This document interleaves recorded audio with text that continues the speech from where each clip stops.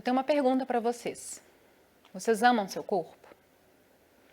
A maioria das pessoas que eu pergunto respondem: eu não gosto ou eu odeio meu corpo. E aí eu faço uma nova pergunta para vocês. Vocês lembram quando começaram a odiar ou não gostar do seu corpo? Bem, eu não sei quando eu comecei a odiar o meu, mas eu lembro exatamente quando eu comecei a amá-lo. Em 2020, aos 36 anos. Eu fui uma criança magra e passei a infância sem preocupação alguma com o corpo. Aos 11 anos, meus pais se separaram e a minha vida e das minhas irmãs virou de cabeça para baixo. Eu engordei 20 quilos, cortei meu cabelo curtinho, tinha várias espinhas no rosto e nenhuma vaidade. Em uma viagem com meu pai, em uma parada para lancharmos, um amigo dele me confundiu com um menino. Eu não sei quem que ficou mais sem graça, se fui eu, meu pai ou o amigo. Eu não sei precisar quando, mas em algum momento da adolescência eu comecei a olhar para o meu próprio corpo com ódio e para a comida como uma inimiga. Sofri repetidos episódios de bullying e gordofobia. Fui apelidada de almofada, fui chamada de gorda várias vezes. E aos 15 anos, perguntaram se eu estava grávida. Muitas pessoas sofrem pressão estética dentro de casa. Pais e mães que criticam o peso e a alimentação dos filhos. Fazem mal pensando em fazer o bem. Eu não sofri isso na minha casa. Porém, eu sou filha de uma Miss. Uma linda e eterna Miss, sempre preocupada com a aparência. Com dietas e cirurgias e procedimentos estéticos. Eu jamais ouvi uma crítica da minha mãe em relação à minha aparência ou ao meu corpo. Porém, ela era meu exemplo de obsessão pela magreza, além da pressão que eu sofria do mundo externo. Eu não me recordo como e quando eu descobri a bulimia, ainda mais numa época em que não existia internet. Porém, infelizmente, eu a descobri. E ela se tornou a minha fuga e a minha sombra. O alívio em se livrar do que havia comido e, ao mesmo tempo, a vergonha e desespero em pensar que eu não tinha controle sobre mim. Havia dias em que minha alimentação se restringia a 5 maçãs ou, outros dias, um pacote de biscoito creme cracker. Outros eram marcados por compulsão, seguida de vômitos autoprovocados. Eu tirei o arroz do prato, depois o feijão, a carne e passei a ingerir vitaminas para ter os nutrientes que eu não tinha da alimentação.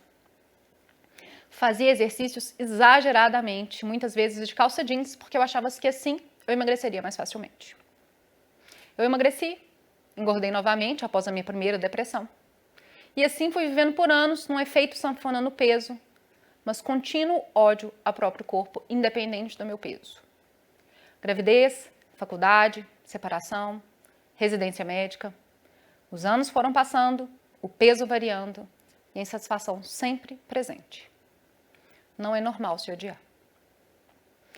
Quando eu comecei a praticar a ginecologia, eu comecei a perceber como a aparência física afeta a autoestima das mulheres e o quanto a baixa autoestima afeta todo o restante da vida delas. E assim, enxergando a minha história nelas, eu pude olhar para dentro e perceber que nem eu, nem elas poderíamos viver assim.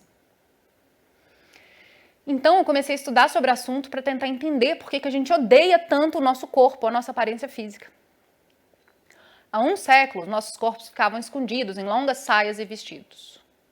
Após as grandes guerras mundiais, quando as mulheres foram recrutadas ao trabalho, as roupas precisaram se adaptar às nossas novas funções. E assim, os corpos femininos começaram a ficar mais expostos e, consequentemente, alvos de crítica e comparação. A indústria descobriu nas mulheres, ou melhor, na insatisfação das mulheres, uma enorme fonte de lucro. E assim, nos tornamos consumidoras vorazes de produtos, cirurgias, procedimentos ou qualquer outra coisa que nos faça parecer com um padrão. Um padrão que muda, um padrão que não deveria existir num mundo tão diverso. Um padrão que mata. Segundo a Organização Mundial da Saúde, 4,7% dos brasileiros têm transtorno alimentar. Valor que pode chegar a 10% na adolescência. Distúrbios de imagem ocorrem em 3% da população com pico na adolescência. O reforço social exercido pela família, pelos amigos e pela mídia para se ter um corpo magro em adolescentes é um importante fator de risco para o desenvolvimento desses transtornos.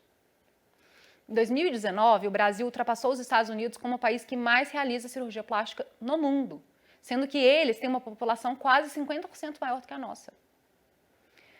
No censo, em 2018, realizado pela Sociedade Brasileira de Cirurgia Plástica, o Brasil realizou naquele ano 1,5 milhões de cirurgias, sendo que quase 5% em menores de 18 anos. Do mesmo censo, eles mostraram que até 15% das pessoas que realizam cirurgias têm algum distúrbio de imagem.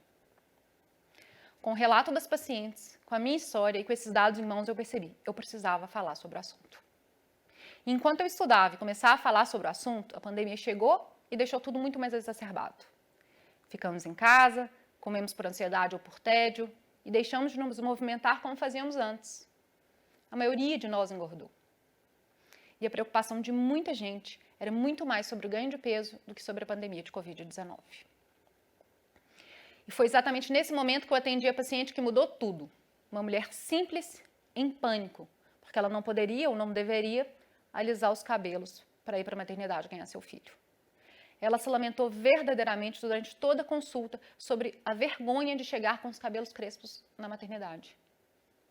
Eu tentei fazer com que ela entendesse que ela viveria o melhor momento da vida dela e que os cabelos dela crespos são normais e não são motivo nenhum para vergonha. Ela ainda não voltou depois do parto, mas eu espero que ela tenha vivido realmente esse momento livre da pressão estética em se ter um cabelo liso. Não é normal se odiar. Nesse dia, eu cheguei em casa e escrevi sobre isso nas minhas redes sociais. Várias pessoas responderam e começaram a compartilhar comigo as suas histórias. Recebi relatos sobre transição capilar, sobre variação de peso por causa de doença e uso de medicamentos, gravidez. Pessoas sofrendo com dermatite, queda de cabelo exagerada, excesso de pelo no corpo. Várias histórias, diferentes pessoas e um mesmo sentimento. Está fora do padrão. Assim eu percebi que poderíamos começar uma revolução juntas. A revolução de se amar. Mas como aprender a se amar? Como olhar para o próprio corpo com amor, sendo que constantemente somos levados a acreditar que somos imperfeitas e fora do padrão? Através da autoaceitação. A autoaceitação é você reconhecer suas qualidades, habilidades, capacidades, mas também reconhecer seus defeitos, erros e imperfeições. E entender que está tudo bem, você se perdoa. A autoaceitação te ensina a se perdoar, te ensina que ninguém é perfeito. Você sabe que tem gorduras, estrias, celulites e está tudo bem. São marcas da sua história. Elas não te fazem pior, elas te fazem ser quem você é. Mas como praticar a autoaceitação? A teoria é facílima, mas a prática é extremamente difícil. Mas é muito mais difícil viver uma vida inteira odiando o próprio corpo. Não é normal se odiar. A gente pratica a autoaceitação através do autocuidado, cuidando da nossa saúde física e mental. Você busca uma atividade física que te dá prazer e movimenta o seu corpo por amor a ele, não por ódio. Essa atividade física pode mudar a sua aparência, mas não é o objetivo dela. O objetivo é se sentir bem. Você resgata atividades que te dão prazer. Ler, escrever, pintar, escutar música, cuidar de plantas. Você aprende a aproveitar o tempo consigo. Você quer se fazer bem. No autocuidado, você para de seguir páginas que te fazem se sentir mal ou inadequadas. Você aprende a ficar offline, desconectar e olhar o que está à sua volta. E olhar o que está aí dentro. Você aprende a olhar para o próprio corpo com gratidão. Pensa na funcionalidade que cada parte dele tem. Ao olhar para suas pernas, não veja celulite, flacidez ou estria. Pensa na infinidade de lugares que elas te permitem ir, conhecer. As atividades que elas te permitem fazer. Seus braços não são motivo de vergonha ou de ter que ficar escondendo em foto. Eles te permitem abraçar, agora bem menos. Escrever, eles guiam nossas mãos, que são nossas maiores aliadas. Pensa em quantas coisas nossas mãos permitem a gente fazer. A barriga ficou flácida após a gravidez, os seios também. Olha como o seu corpo se adaptou perfeitamente bem para trazer uma vida ao mundo e permitir que essa vida se alimentasse só de você por tanto tempo. Você tem dificuldades em aceitar o envelhecimento? As rugas contam nossa história. A gente envelhece. Envelhecer significa estar vivo. Até quando você vai lutar contra o tempo, contra você? Eu te proponho um exercício. Pense em alguma parte do corpo que você não gosta. Pensou?